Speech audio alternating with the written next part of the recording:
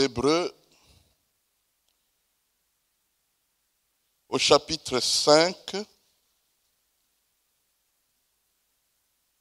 les versets 12 et suivants.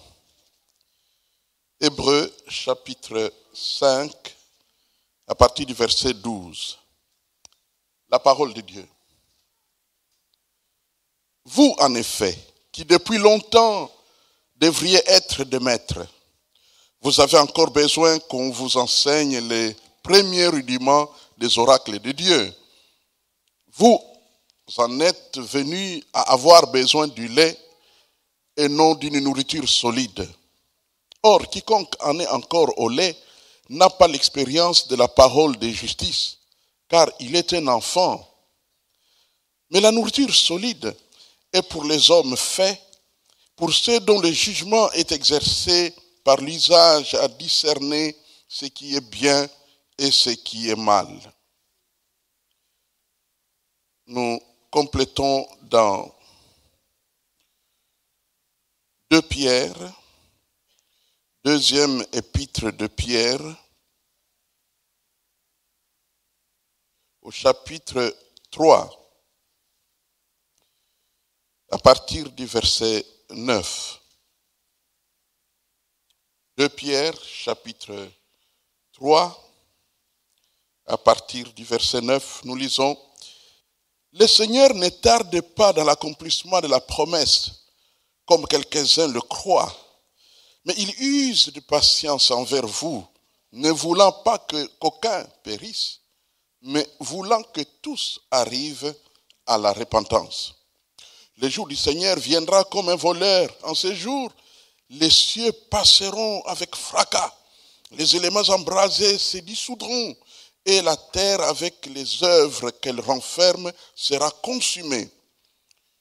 Puisque donc toutes ces choses doivent se dissoudre, qu'elles ne doivent pas être la sainteté de votre conduite et votre piété, tandis que vous attendez et hâtez l'avènement du Seigneur du jour de Dieu, à cause duquel les cieux enflammés se dissoudront et les éléments embrasés se fondront.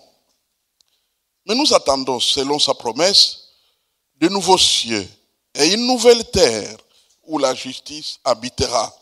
C'est pourquoi, bien-aimés, en attendant ces choses, appliquez-vous à être trouvés par lui sans tache et irrépréhensibles dans la paix. Croyez que la patience de notre Seigneur est votre salut, comme notre bien-aimé frère Paul vous l'a aussi écrit selon la sagesse qui lui a été donnée. Alors, de ces 2 passages, et peut-être d'autres qui s'ajouteront, nous retenons comme sujet aujourd'hui, soyons patients envers les gens.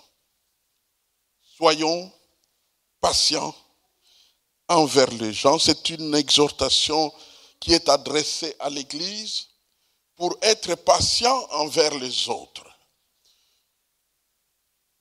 Prions le Seigneur. Seigneur notre Dieu, ta parole vient pour produire la foi, vient pour changer les vies, vient pour bénir les hommes, vient pour montrer la voie, vient pour parler à nos cœurs, afin que nous soyons semblables à ta parole, c'est-à-dire semblables à toi. Viens donc par le Saint-Esprit t'adresser à chacun de nous selon ses besoins et accorde à chacun de nous la grâce de se laisser faire par ta parole.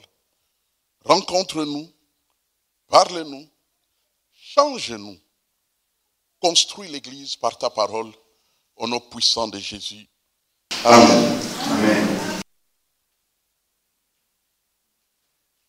Une des lectures qu'on retrouve dans nos prédications, c'est celle d'un Dieu impatient. Un Dieu impatient envers les gens et qui veut qu'ils changent, sinon enfer. Alors, je me souviens vraiment avoir moi-même prêché ces prédications pour montrer aux gens que s'ils ne changent pas, c'est terrible ce qui va leur arriver. Je me souviens une fois, je me trouvais dans un campus d'étudiants à l'est du Congo, à Bukavu, et là-bas, c'était un jour spécial, on venait de faire une croisade d'évangélisation, et j'ai terminé. Alors j'étais en train de crier aux gens qui étaient venus en leur disant, si vous ne vous convertissez pas aujourd'hui, demain c'est trop tard. Alors j'étais sévère et j'ai des passages pour ça.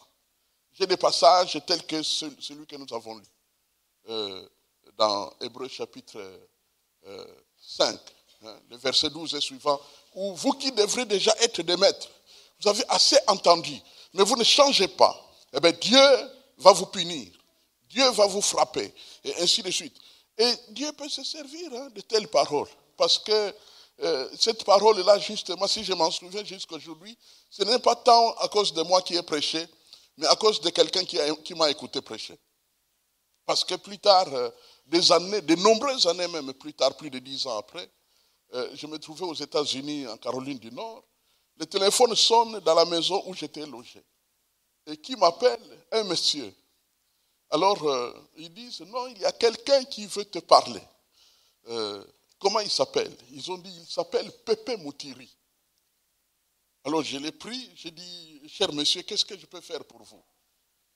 Il a dit, c'est vous les pasteurs. Alors, bon, on a un peu sympathisé, et il va m'expliquer que non, c'est ta phrase qui m'avait aidé à me convertir. Ah bon? Quelle phrase? Si tu ne te donnes pas aujourd'hui, demain c'est trop tard. Et cette phrase est restée dans mon cœur, a travaillé mon cœur pendant 10 ans. Et au bout de 10 ans, je me suis converti. Aujourd'hui, je suis serviteur de Dieu. Dans la suite, il est devenu bishop, itinérant des églises de Dieu. Et pendant que je parle, il est déjà monté dans la gloire, au ciel. Et donc, c'est une parole qui peut produire des effets d'une manière ou d'une autre. Sauf que notre Dieu ne se contente pas de parler de ça. Il parle d'autres choses dans sa parole. Et nous devons mettre l'équilibre entre les deux. C'est vrai que Dieu veut que nous devenions des maîtres, que nous puissions progresser, mais notre Dieu a aussi un cœur pour les autres gens, pour ceux qui sont lents, pour ceux qui avancent comme des tortues, pour ceux qui, les tamboula malembe, Dieu les aime aussi. Dieu le veut aussi. Et pour ça, nous avons lu un passage, le deuxième, dans 2 Pierre chapitre 3. Dieu use de patience envers vous, ne voulant qu'aucun ne périsse, mais que tous parviennent à la repentance. Donc Dieu les attend. Je crois que le jour où nous allons découvrir et garder et accueillir l'équilibre entre ces deux passages, notre attitude les uns vis-à-vis des autres changera.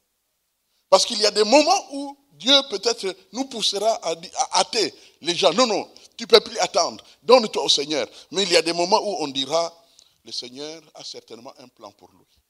Le Seigneur a certainement un plan pour elle. Il use de patience. Et nous devons, nous aussi, à notre tour, user de patience envers les autres. Parce que Dieu use de patience. Donc, notre Dieu est patient. Car le chemin de la croissance, c'est un chemin lent. Regardez partout où on parle de croissance. Et vous allez découvrir que ce n'est jamais des sprints. C'est toujours un marathon. C'est toujours lentement, mais sûrement. La croissance n'est pas une course de sprint. C'est un marathon. Étape après étape. Étape après étape. Or, justement, la Bible parle de croissance spirituelle. Donc, nous devons être, en quelque sorte, au bénéfice de la patience de Dieu, qui est un Dieu patient. Dans 2 Timothée, chapitre 2, verset 2, vous connaissez ce passage, on nous parle des générations de la croissance. Ce que tu as entendu de moi, dit l'apôtre Paul, confie-le à des hommes fidèles qui soient capables de l'enseigner aussi à d'autres. Quand vous lisez ce passage, je l'ai déjà expliqué plusieurs fois, vous trouverez 4 générations. Ce que tu as entendu de moi. Moi, Paul, c'est première génération. Toi qui m'as entendu, deuxième génération. Confie-le à des hommes fidèles. Les hommes fidèles, c'est troisième génération. Qui seront capables de l'enseigner aussi à d'autres. Les autres, là, c'est quatrième génération. Moi, Paul, toi, Timothée, confie aux hommes fidèles, troisième génération, qui seront capables de l'enseigner à d'autres, quatrième génération. Et notre Dieu travaille de cette manière-là. Il mène, n'est-ce pas, le peuple pas à pas, pas à pas. Il y a cet homme de Dieu dont souvent je parle avec bonheur, tellement je me suis nourri de ses livres, de ses enseignements. Billy Graham, eh bien, il donne un conseil. Il dit, n'aidez pas la chenille qui est dans le cocon.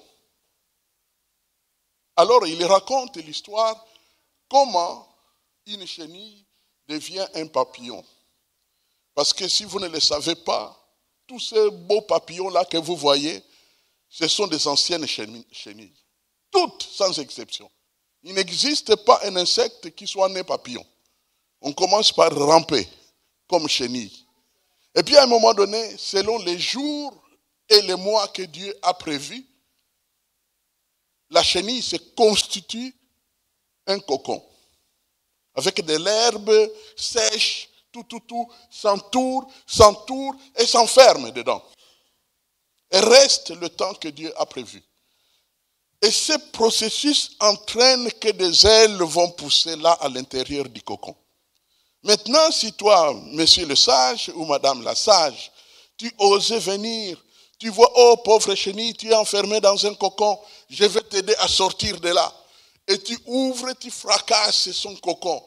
Pour qu'il sorte, tu n'offriras qu'une nourriture aux fourmis.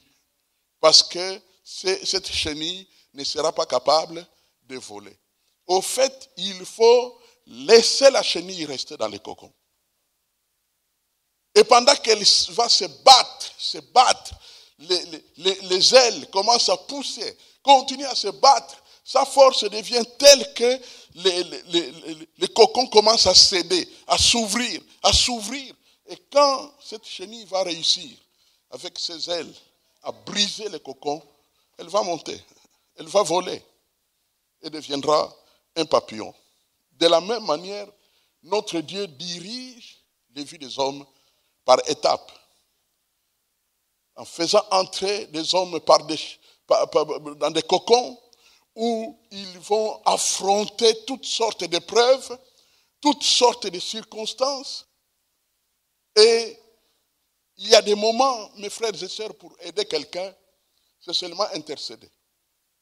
Et ne l'empêche pas à faire face à ces épreuves.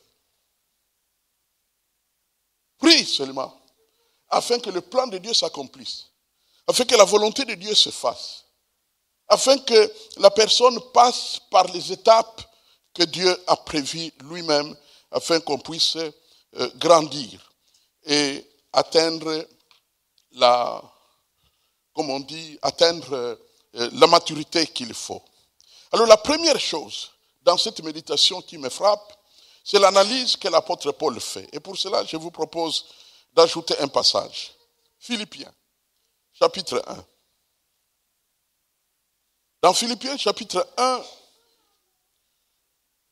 le verset 6 et suivant, la Bible dit « Je suis persuadé que celui qui a commencé en vous cette bonne œuvre la rendra parfaite pour les jours de Jésus-Christ.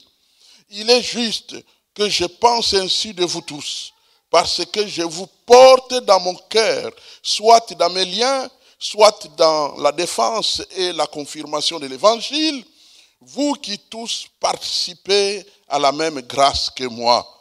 Car Dieu m'est témoin que je vous chéris tous avec la tendresse de Jésus-Christ.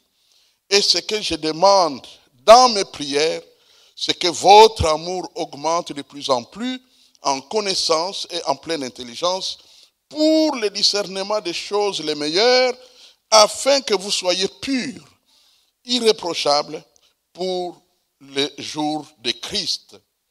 Pour les jours de Christ. Le verset 11, rempli du fruit de justice qui est par Jésus-Christ à la gloire et à la louange de Dieu. Dans cette analyse que notre frère Paul fait, nous découvrons assez facilement qu'il y a là aussi ces étapes dont nous parlons. Ces étapes par où passe chacun de nous. Il dit quoi? C'est lui qui a commencé en vous. Il y a des moments de patience, c'est clair. Ça apparaît très clairement. C'est lui qui a commencé en vous cette bonne œuvre va la rendre parfaite au jour de Jésus-Christ. Alors, qu'est-ce qu'il dit? Il dit, je vous porte dans mon cœur. Et comment on porte les gens dans le cœur? C'est en priant pour eux. Et il est dit, dans mes prières, ce que je demande, c'est ceci, c'est cela. Donc, on porte les gens quand on prie pour eux. On ne porte pas seulement les gens en état gentil avec eux, en état souriant quand on les voit, mais en les portant dans la prière. Et donc, on comprend que cela s'impose d'avoir une vie de prière. Une vie de prière pour soi-même, mais aussi une vie de prière pour les autres. La protection des autres. La protection des autres. Vous avez des frères et des sœurs à protéger. Pas à juger, mais à protéger. Et pour protéger les gens, c'est dans la prière. Il n'y a pas un autre moyen. C'est dans la prière. Tu pries, Dieu t'écoute et Dieu intervient dans sa vie. Alors, il dit que je vous porte dans mon cœur. Je prie pour vous. Et il va dire un certain nombre d'éléments, entre autres, même quand je suis dans le lien, je continue à prier pour vous. Je continue à vous porter. Vous savez qu'il y a des serviteurs de Dieu ou des servantes de Dieu qui pensent que quand eux passent par des épreuves, ils ne peuvent plus prier pour les autres. Non, non. L'évangile ne s'arrête pas, le royaume des cieux ne s'arrête pas, les prières ne s'arrêtent pas. Ça ne doit pas s'arrêter, ça doit continuer. Il faut continuer à prier pour les autres. Donc même quand il est dans le lien, Paul prie pour les gens. Même quand il est dans la défense et la confirmation de l'évangile. Vous savez, la défense et la confirmation de l'évangile, ce sont les débats. Ce n'est pas toujours agréable. Surtout pendant notre génération, où toutes sortes de choses se prêchent. Il y a des moments, peut-être que vous avez, vous qui êtes un peu dans les réseaux sociaux, vous m'avez parfois vu intervenir. Vous pouviez même vous dire, ah pasteur, tu pouvais te taire, tu n'as pas besoin de parler, ça ne sert à rien. Si, ça sert. Il y a des moments où nous sommes appelés à défendre l'évangile. Défendre l'évangile. Tu ne peux pas te taire. Lorsque des gens disent des choses qui peuvent égarer plusieurs. Il y a certaines personnes qui transportent dans leur vie de tous les jours des hérésies, des fautes bibliques qui vont les détruire, qui ne les aident pas à avoir la foi correcte, qui ne les aident pas à se donner au Seigneur. Savez-vous, par exemple, qu'il existe des gens qui pensent vraiment que s'ils cessent de se fâcher, s'ils cessent ceci et cela, des œuvres ces œuvres-là pratiques, qu'il ira au ciel. Tout simplement parce qu'on lui a dit. Et donc, il y a des gens qui portent une sainteté sans sauveur. La sainteté sans sauveur, il y a beaucoup de gens qui l'ont. Il y a beaucoup de religions qui ont la sainteté sans sauveur, qui s'abstiennent. Il y a des gens qui ne peuvent pas toucher, il y a des gens qui ne peuvent pas saluer, il y a des gens qui, parce qu'ils s'abstiennent. Quand ils passent par certaines périodes de discipline religieuse, ils ne peuvent pas faire ceci, ils ne peuvent pas faire cela. C'est une sainteté. Mais une sainteté sans sauveur. Et donc, quand l'évangile se retrouve dans une foule comme un évangile sans sauveur, tu ne peux pas te taire. L'apôtre Paul dit qu'il y a des moments où nous sommes obligés de défendre l'évangile, de confirmer l'évangile. Un jour, il était même plus dur que ce qu'il dit ici. Il dit, quand cela viendrait d'un ange, c'est lui qui vous raconte des histoires en dehors de la croix, qu'il soit anathème. Anathème veut dire qu'il soit condamné dans l'enfer. Donc, c'est pour dire jusqu'à quel point l'apôtre Paul est convaincu qu'on doit être patient avec les gens pour les accompagner pas à pas, quelles que soient les circonstances par lesquelles nous passons. Il y a même des gens qui pensent que oui, mais maintenant, j'ai eu des pseudo-serviteurs qui sont venus me voir quand j'ai passé par des épreuves pour me dire, bon pasteur, je pense que pour le moment, c'est bon que tu te taises. Ne prêche plus, ne fais plus rien, reste un peu là, de côté, quand tu n'auras plus des épreuves, tu pourras reprendre. Y a-t-il un temps où on n'aura pas des épreuves sur la terre? Y a-t-il un temps? Si toi tu attends les moments favorables où il n'y aura plus de problèmes, tout est paisible pour servir le Seigneur, alors il faut attendre au ciel. Mais je vous informe qu'au ciel, il n'y aura pas de prédicateur, parce que Jésus, rien que l'éclat de sa présence, sera déjà une prédication qui aura édifié les gens. Donc personne n'attendra ta prédication au ciel. C'est ici qu'on soit dans le lien, comme dit l'apôtre Paul, qu'on soit dans les débats difficiles de confirmation de l'évangile, c'est maintenant qu'il faut se battre pour prêcher l'évangile. Tu ne te regardes pas à toi, tu regardes à ce que toi tu dois faire. Je comprends que notre frère Smith Wigglesworth, et il dit que je ne demande jamais à Smith comment il se sent. Il doit se contenter de ce que la Bible dit. Si tu te demandes comment tu te sens, lis la Bible. Et Dieu te dira comment tu dois te sentir. Et contente-toi de ça. Douleur ou pas, peine ou pas, tristesse ou pas, déception ou pas, trahison ou pas, quelles que soient les circonstances qui t'entourent, contente-toi de ce que la Bible dit à ton sujet. C'est ça le chemin que Dieu a tracé. On comprend pourquoi même à la croix Jésus prêche. Vous vous souvenez? Ah oui, si vous, une des prédications de Pâques, c'est Jésus, les paroles de Jésus à la croix. Dans un temps lointain, j'ai même consacré toute une prédication de Pâques, rien que sur les paroles que Jésus a prononcées en pleine croix. Vous comprenez bien que la croix, ce n'est pas un lieu de tourisme. La croix, ce n'est pas un lieu pour s'apaiser, pour être à l'aise. La croix, c'est un lieu de douleur, l'extrême douleur. Mais dans cette douleur-là, il distribue à des enfants des mères, à sa mère un fils. Là, dans la douleur, il parle même aux co-détenus pour leur dire, toi, tu seras avec moi au paradis. Aujourd'hui, il pardonne ceux qui sont tentés de tirer des javelots sur lui. Père, pardonne-leur car ils ne savent pas. Il est à la croix.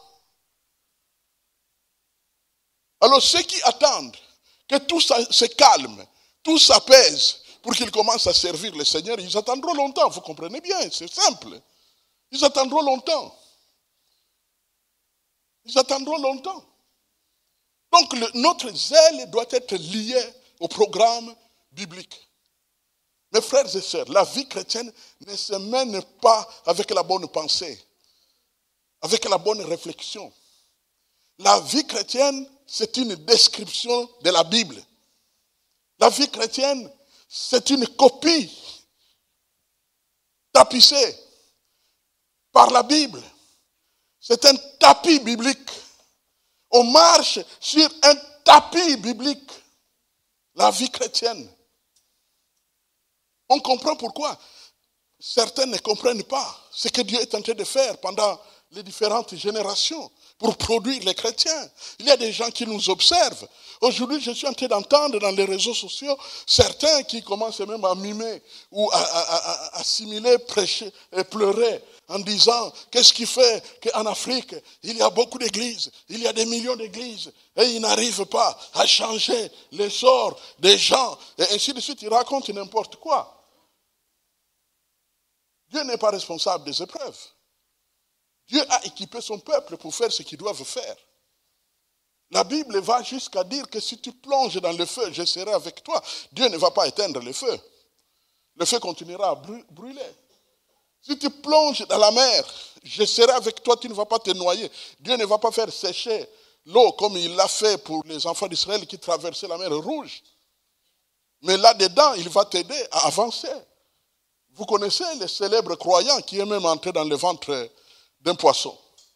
Il a survécu. Bon, il y a des gens qui te reversent en disant « Oh non, c'est pas possible », et ainsi de suite. Bon, certaines découvertes, maintenant, on fait comprendre que non, à l'intérieur d'un poisson, il existe des vides.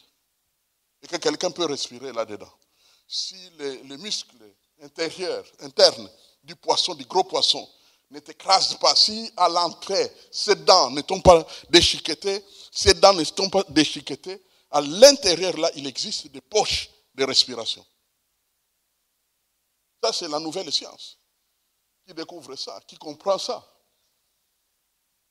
Mais même s'il n'y en fait pas de découverte scientifique, Dieu est capable de faire respirer son serviteur à l'intérieur d'un poisson. Amen. Et empêcher les poissons de croquer, mais de vomir. Et comme ça, l'homme sort. Alors maintenant, on va faire la mission pour laquelle j'étais. Il n'existe donc pas un temps où nous pouvons nous dire, non, maintenant je me repose un peu, parce que les souffrances, j'ai beaucoup de souffrances. Non. Il n'y a pas de vacances de souffrance. Quand tu prends des vacances de souffrance, ça s'aggrave. Dépend de Dieu. Compte sur Dieu, car ton Dieu est bon.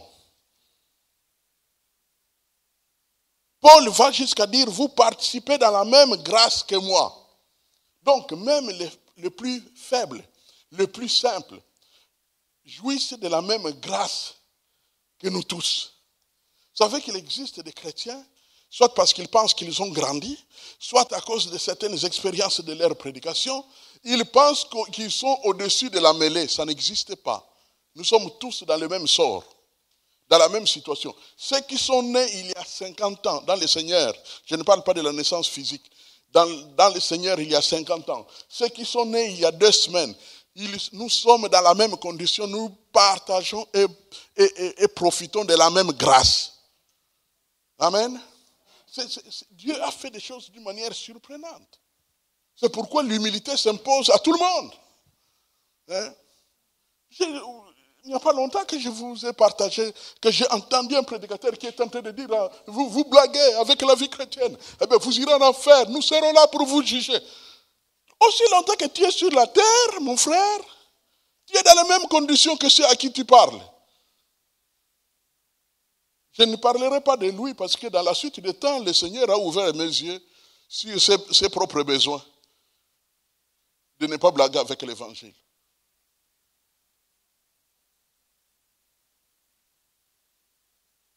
Paul dit, je vous chéris. Donc, vous savez, la communion fraternelle, c'est chérir les frères et sœurs. C'est les aimer vraiment. Vous savez, si votre communion fraternelle est inférieure à votre tribalisme, vous n'avez rien compris de l'évangile. Je répète, si votre communion fraternelle, c'est-à-dire l'amour, le fait de chérir les frères et les sœurs, si votre communion fraternelle est inférieure au tribalisme, aux gens de ta tribu, je peux aller ajouter, est inférieure aux gens de ta famille avec qui tu es né, même père, même mère. Si tu en es encore là, tu n'as rien compris de l'évangile. La Bible dit surtout avoir de l'amour pour tout le monde, mais surtout pour les frères en la foi. Donc la communion fraternelle doit être supérieure à toutes les autres relations. Amen. À part le mariage. Parce qu'il sera le plus proche de tous les prochains. La Bible le dit. Mes frères et sœurs, comme vous le voyez, nous sommes liés à la Bible. C'est elle qui décrit notre marche. C'est elle qui décrit notre vie avec le Seigneur. Et qu'est-ce qui va arriver? Eh bien, l'apôtre Paul a compris que plus il aime les frères et les sœurs, l'amour de Dieu se charge dans leur vie à leur tour. Et cet amour qui entre en eux, qu'est-ce qu'il va produire? Eh bien, l'amour va produire la connaissance de Dieu. Parce que la science enseignée dans l'amour se maîtrise plus facilement. Quand vous avez un professeur qui vous enseigne et avec qui vous vous entendez bien, vous comprenez plus facilement ces matières qu'un professeur que vous redoutez. Dès qu'il entre, il est encore là. Quand on te dit que non, il est malade, il ne viendra pas, c'est comme une fête dans ton cœur. Parce que tu es content qu'il ne soit pas là. Sauf qu'il est engagé pour être là fréquemment. Quand il y a donc l'amour, la connaissance augmente. L'intelligence, la compréhension des choses, augmente également. Et qu'est-ce qui suivra? C'est le discernement. On devient capable de discerner le bien et le mal. Vous savez, bien et mal, ce n'est pas seulement rouge et noir. Non, non. Ou blanc et noir. Bien et mal, il y a des moments où, dans ce qui apparaît être un bien, au fait, c'était mal. Je vous donne un exemple. Un jour, le roi David décide, il dit, allez, faites-moi le recensement, pour que je sache un peu à combien nous sommes là. Je veux voir un peu, moi j'ai combien de soldats, et les pays voisins ont combien de soldats. Est-ce que faire un recensement, c'est mauvais? C'est bon. Ailleurs, la Bible prescrit même le recensement. Mais curieusement, la Bible dit, Dieu se fâcha contre David. Se fâcha contre David. Il fallait qu'on prie pour sauver David du jugement de Dieu. Parce que le discernement du bien et du mal, c'est Dieu qui donne ça. C'est dans l'intimité avec Dieu qu'on découvre ça. Ça paraît bon, mais je ne peux pas le faire. Parce que dans le contexte actuel, c'est un piège qui vient de l'enfer. Ça, je ne peux pas faire. Parce que Satan se cache derrière. Si je le fais, ça produira un effet dangereux. C'est la raison pour laquelle Dieu nous donne des leaders. Les leaders, souvent Dieu les utilise pour protéger le peuple. Un leader peut te dire sans avoir des arguments, nous n'allons pas faire ça. Cache-toi derrière l'obéissance du leader parce que tu ne sais pas quelles seront les conséquences.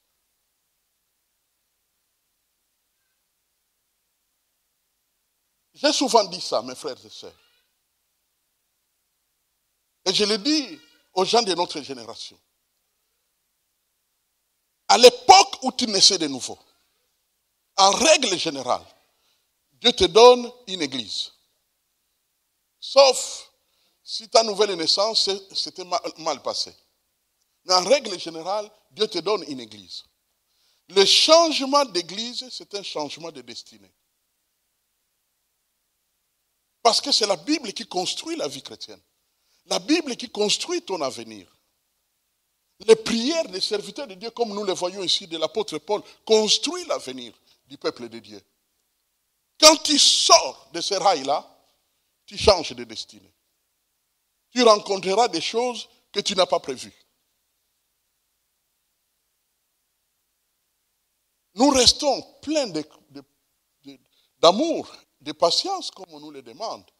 Mais ce n'est pas facile. Ce n'est jamais facile. Vous ne pouvez vous imaginer, souvent, lorsqu'il m'arrive d'apprendre que tel frère, telle sœur qui a prié avec nous se retrouve dans telle situation catastrophique, vous ne pouvez vous imaginer quelle est ma peine. Mais on doit faire avec. On prie pour savoir, maintenant, à ce niveau, Seigneur, que veux-tu que je fasse? Quel devoir je peux retenir? Quel programme je peux retenir? Que vous soyez purs et irréprochables. Frères, les impurs d'aujourd'hui, demain deviendront purs et irréprochables. C'est prévu dans la parole de Dieu. D'où la patience. C'est comme la mangue verte. Elle est toute verte. Si tu prends, tu essayes, ça ne passe pas dans la dent. Ce n'est pas possible de la croquer. Mais attends quelques semaines. Attends quelques mois. Tes dents vont s'enfoncer dans la mangue mûre avec bonheur. Parce que ça mûrit. Donc les impurs d'aujourd'hui deviendront les saints de demain. Les négligents d'aujourd'hui deviendront les saints de demain. Les irréprochables de demain. C'est pourquoi même des frères, des jeunes frères, qui ne viennent pas à l'église, qui restent à la maison, moi je ne m'en fais pas trop. Pourquoi? Parce que je sais que mon devoir maintenant pour eux, c'est de prier. Je prie. Car les jours où quelqu'un se lève pour venir à l'église, personne ne sait pourquoi il s'est levé, pourquoi il est venu, pourquoi il a décidé d'être là. Que s'est-il passé? Nous ne saurons jamais. Dieu a accès au cœur, pas nous. Dieu a accès à l'intelligence et au discernement, pas nous. Que dit la Bible au sujet du Saint-Esprit que nous avons étudié? Il convaincra le monde. Amen. Donc quand le Saint-Esprit fait des débats dans le cœur des hommes, vous savez qu'il y a des gens parfois qui se mettent à l'écart pour de bonnes raisons humaines. Mais quand le Saint-Esprit va engager les débats, à un moment donné, quelque chose se produit. Moi, j'ai vécu plus d'une fois, mais il y en a une qui était la première, un débat avec le Saint-Esprit. Vous connaissez tous quel était mon premier péché visible après ma conversion. La gifle donnée au terrain de foot. Quand j'ai donné la gifle à ces joueurs qui me dérangeaient, quand je suis sorti, pendant que j'étais au terrain, jusqu'au moment où je suis sorti, je me disais, je l'ai averti 2 fois. Il a continué. Est-ce que je dois me laisser faire comme ça? Donc c'était des raisons qui me gardaient dans mon péché, dans mon impureté. Mais à un moment donné, le débat a commencé. Est-ce qu'il n'y avait que ça comme réaction par rapport à son mauvais comportement? Dès que cette question est venue dans ma tête, le doute est entré. Je n'étais plus sûr d'avoir eu raison de donner un coup. Et dans la suite, c'était la conviction du péché. Et dans la suite encore, je l'ai souvent dit, je suis allé chercher les garçons. Et quand je l'ai rencontré, il voulait même fuir. Je lui ai dit, non, je vais juste te parler. Et je l'ai approché, je lui ai dit, pardonne-moi pour ce que j'étais fait au terrain. Et quand nous étions à l'assemblée, le groupe de prière, j'ai pris la parole. J'ai demandé la parole. J'ai dit, vous avez vu la honte que j'ai fait là-bas au terrain? J'avais frappé un garçon. Je lui ai demandé pardon. Et à vous qui n'étiez pas édifiés, je le sais, je vous demande aussi pardon. Et de la sorte, la chose était réglée. Donc notre Dieu, par le Saint-Esprit, fait des débats dans les cœurs des hommes pour les transformer. Il travaille à leur transformation. Mon frère, ma soeur, pendant que l'autre est encore dans la faiblesse, toi, progresse dans la pureté. Toi, progresse à être irréprochable. Toi, progresse dans l'intercession en sa faveur. Que dit Jésus? Pierre, Satan a demandé de vous cribler tous comme des froment. Mais surtout toi, Pierre. Mais qu'est-ce que j'ai fait? J'ai prié pour toi, afin que ta foi ne défaille point. J'ai prié pour toi. Si Jésus prie pour les gens, nous devons prier pour les gens. Amen. Nous devons prier pour les gens. C'est cela que Dieu veut. La deuxième chose que nous trouvons dans ce passage, c'est l'usage que Dieu lui-même fait de la patience. Nous l'avons lu. 2 Pierre, chapitre 3, verset 9. Dieu use de patience envers vous. C'est la deuxième chose que nous voyons. Dieu use de patience. Dieu use de patience. Dieu utilise la patience Pourquoi utilise-t-il la patience? Pour qu'aucun ne périsse. Dans le plan de Dieu, personne n'ira en enfer. Si toi, tu connais les gens qui iront en enfer, dans le plan de Dieu, il a prévu qu'il n'y a personne qui aille en enfer. Même si aujourd'hui, il y a beaucoup de gens, surtout mes frères européens, ils sont nombreux à être loin de Dieu. Mes frères et sœurs, si nous prions fidèlement pour leur conversion, tôt ou tard, nous les verrons se convertir en cascade. Vous savez, quand Dieu a provoqué des réveils, dans le pays de Galles, ce sont des blancs en Angleterre, dans le pays de Galles, dans les pays là-bas au nord, chez les Esquimaux et tout ça, les Mongols là-bas, dans les territoires du Canada, là, au coin là, vers la frontière avec la Russie, le pôle Nord et partout là-bas. Quand le réveil est descendu, plus aucune salle ne pouvait contenir les gens. La salle était remplie, les gens étaient dans les fenêtres. Il y a des gens qui roulaient dans la voiture. J'ai lu des textes qui parlent des réveils de cette époque-là. Quelqu'un tentait à un moment donné, pendant qu'il roule dans sa voiture, il ne peut plus continuer à rouler parce qu'il pleure de ses péchés. Il arrête en pleine route, il sort de sa voiture et se met à genoux pour se repentir. Et les autres viennent, il est en train de prier. Quand on va, on écoute, il pleure de ses péchés. Voilà ce que Dieu peut faire. Amen. Donc il n'est pas trop tard. Dieu use de patience. Les hommes et les femmes qui ne s'engagent pas encore, ce sont des VIP de Dieu. On ne bougera pas sans qu'eux viennent. On ne décolle pas avant qu'eux viennent. Amen. Vous savez qu'il y a des ministres. Quand vous voyez un avion qui ne bouge pas, c'est qu'il y a une personnalité qu'on attend. Et quand tu vas vérifier, tu trouveras qu'il est assis dans le salon d'honneur, en train de téléphoner à sa maison. Est-ce que vous avez arrangé ça? Il sait que l'avion doit partir. Mais comme il est VIP, on doit l'attendre. Et bien, il y a des hommes comme ça et des femmes de Dieu. Des femmes qui appartiennent à Dieu, que Dieu attend. Qu'aucun de vous ne périsse, mais qu'il change de conduite et qu'il vive. Amen. Donc nous sommes dans une affaire de patience. Et nous devons être établis dans cette patience-là. Attendant les jours où tu rencontres, où tu entends dire que celui-là, oh là là là, c'est terrible. Il commence à vivre vraiment dans le désordre. Tu réagis en disant, c'est le VIP de Dieu. On l'attend. On l'attend qu'il se répande. Au ciel, on l'attend qu'il se répande. C'est ce que la Bible dit.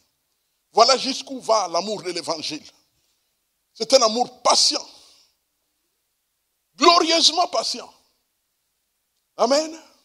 Et ce sont des gens qui adoptent tout ce que Dieu dit, qui auront plus de fruits pendant notre génération.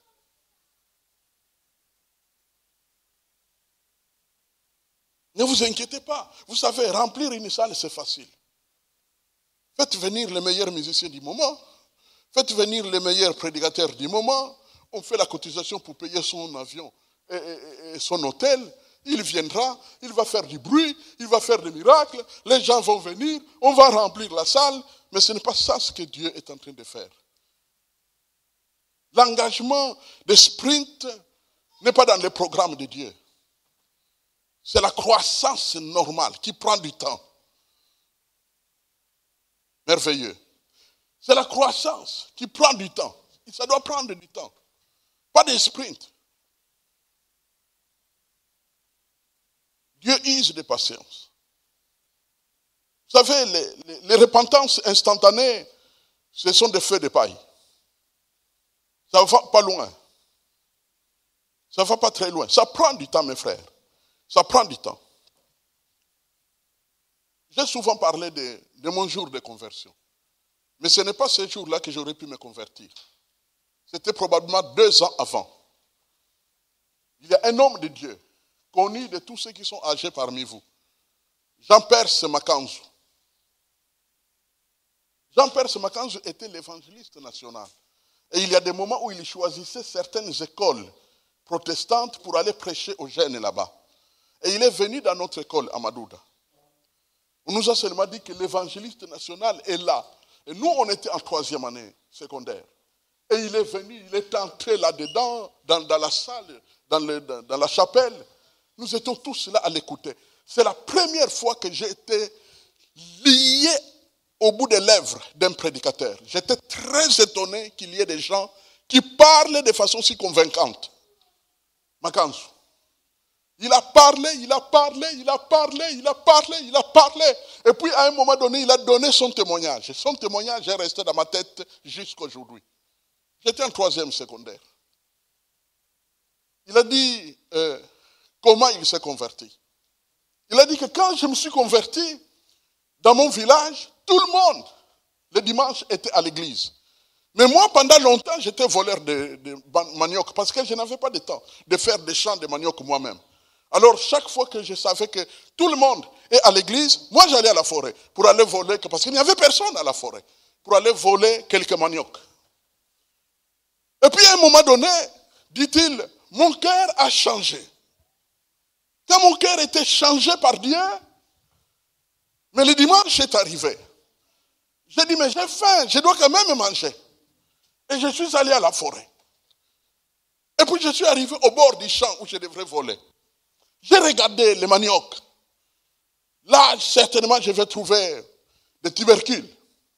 J'ai regardé, j'ai convoité. Et je voulais maintenant prendre.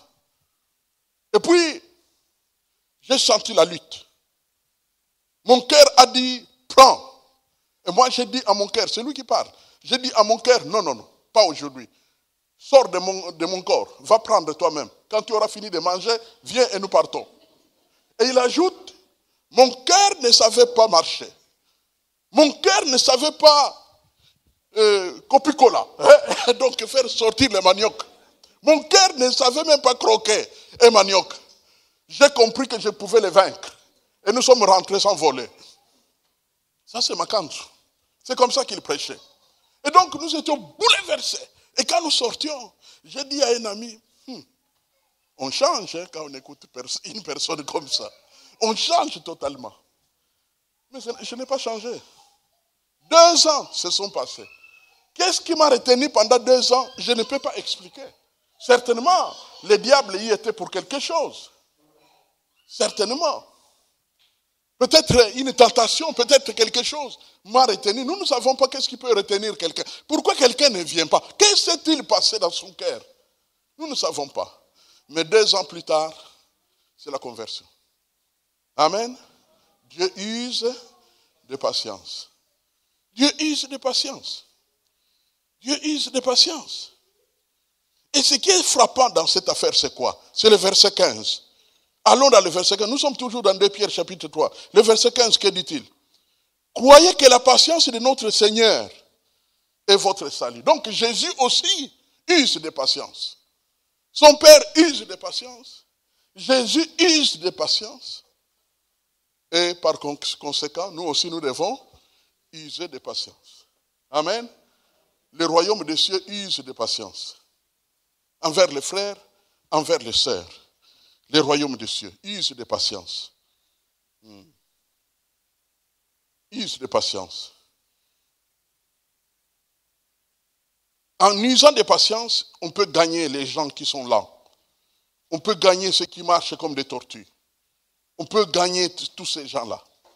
Et nous avons parlé des étapes. Je vais revenir sur ces étapes en dernier lieu. La connaissance de la parole de Dieu nous aide à avancer. Nous aide à être patient. La connaissance de la parole de Dieu. L'intelligence, nous avons vu ça. Pour comprendre. Le discernement. Alors, qu'est-ce qui va venir? La pureté va suivre. Il y aura les fruits. On parle même des fruits de justice. Il y aura les fruits du Saint-Esprit, fruits de justice. C'est-à-dire, vous savez ce que veut dire fruit de justice? C'est toujours se mettre dans le camp de Dieu, du côté de Dieu. Dans n'importe quelle circonstance, pose-toi la question, où est le camp de Dieu dans cette affaire? Et dès que tu as la réponse, tu t'installes dans le camp de Dieu. Tu oublies les conséquences. Tu oublies les déceptions. Tu oublies les tristesses. Tu te mets dans le camp de Dieu. C'est tout. Et qui t'aide à savoir et à découvrir le camp de Dieu? La parole de Dieu. C'est elle qui t'aide. C'est elle qui t'aide à choisir le camp de Dieu. À choisir le camp de Dieu. Tu ne peux pas choisir le camp, de ta tribu ou le camp de ta nation contre le camp de Dieu, contre le fruit de justice. Tu ne peux pas. C'est interdit.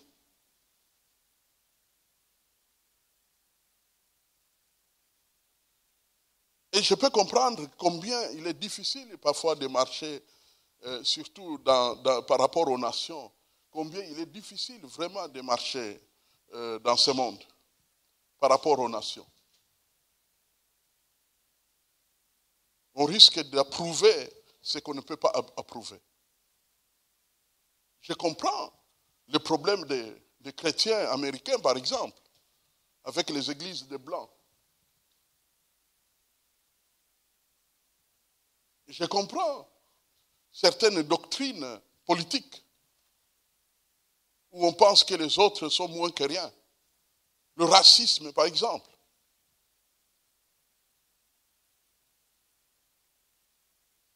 Il y a une mamie, c'est son petit-fils qui m'a raconté ça lui-même. Il m'a dit, j'ai mal grandi. Je dis, tiens, pourquoi tu dis ça? Il a dit, ma mamie ne me donnait jamais tort. Jamais. Elle avait toujours une explication logique pour justifier mes actes qui étaient mauvais. Quand je frappais un enfant et qu'il disait, mais pourquoi tu fais ça? La mamie disait, mais alors, s'il a provoqué, pourquoi ne pas frapper en retour? Et on arrête là. Et parfois, il s'est jeté sur un enfant qui jouait avec son propre jouet. Il l'arrache. Et puis, il se met à jouer. Alors, les jouets beaux, pourquoi ne pas les récupérer? Comme ça, lui aussi joue. Il n'a qu'à attendre. Mais il pleure. Non, il n'a qu'à attendre. Joue. C'est terrible, n'est-ce pas? Ce n'est pas facile de choisir les fruits de justice et se mettre du côté du camp de Dieu.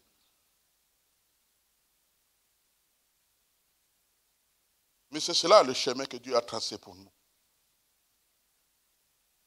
Et alors, la suite, ça sera quoi? Il y aura des convertis. Il y aura des hommes et des femmes qui vont naître de nouveau. Et le Seigneur a ajouté, immanquable, mes frères et sœurs, si nous restons dans le principe de Dieu, nous parlons aujourd'hui de la patience envers les autres, si nous restons là-dedans, tôt ou tard, le Seigneur commencera à ajouter à l'Église ceux qui sont sauvés. Pourquoi? Parce qu'ils sont en sécurité à l'Église. Dieu n'enverra pas dans une église de cannibales. Dieu n'enverra pas dans une église de méchants, de diviseurs, de cruels, de sans pitié. Dieu ne va pas envoyer ces âmes fragiles qui commencent leur marche avec le Seigneur. Il ne va pas les envoyer là-bas parce qu'ils seront en danger. D'où la nécessité d'épouser, et je pèse mes mots, d'épouser les principes de la patience de Dieu. Nous devons user de patience comme notre Dieu use de patience. Alléluia. Patient envers les gens comme Dieu l'est et comme Jésus l'est également. Comme l'apôtre Paul l'est également. Amen. Prions le Seigneur. Seigneur notre Dieu, ta parole, il y a des moments où on a l'impression qu'on pouvait continuer à en parler. Mais tu as toi-même dit que multiplier les mots, même dans la prière, ce n'est pas ce qui produit plus d'effet. C'est qu'après avoir entendu, après avoir compris ce que nous avons compris, nous puissions mettre en pratique. Père, c'est ma prière pour ces hommes précieux, pour ces VIP qui sont dans cette maison de prière, C'est ma prière. Sois patient avec nous et accorde-nous à être patients les uns envers les autres. Patients envers les plus jeunes. Patients envers ceux qui sont encore retenus par quelques buissons. Patients envers ceux qui tardent à arriver. Patients envers ceux qui manquent de volonté.